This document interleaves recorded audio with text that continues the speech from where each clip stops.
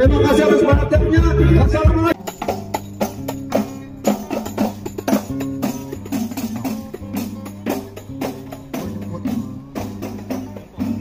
Para rombongan Sima yang datang dari darat, jadi kami aturi untuk naik lagu pucuk nih.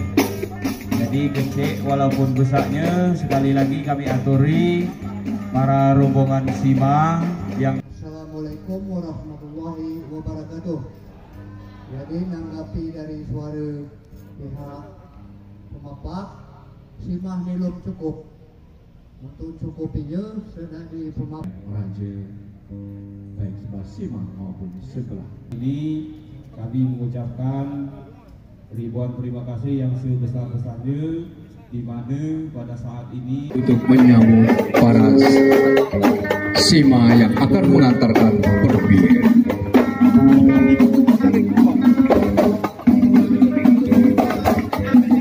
Nah, menandakan daun tadi. Tunggulah jumlah sampai ini. Berbir ini berupa seekor kerbau. Sini lagi, sini.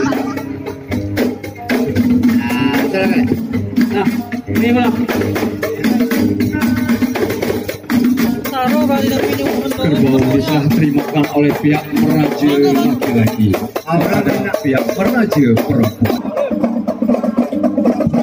Setelah berbir diterima maka bawa-bawaan lain dibawa masuk menuju ke rumah.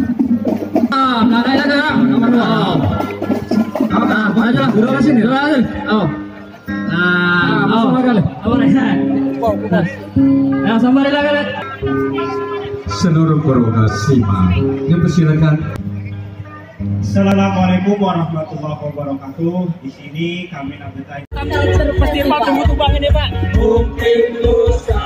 Seharusnya setiap daerah itu meniru cara ini.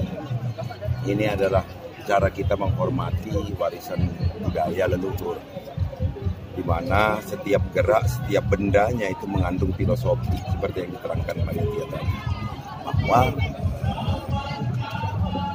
pesan-pesan dari pihak keluarga kepada calon pengantin misalnya, kepada anaknya, itu tertuang di dalam tarian, dalam pantun, juga dalam benda-benda yang diserahkan. Tapi kalau kita lihat secara umum,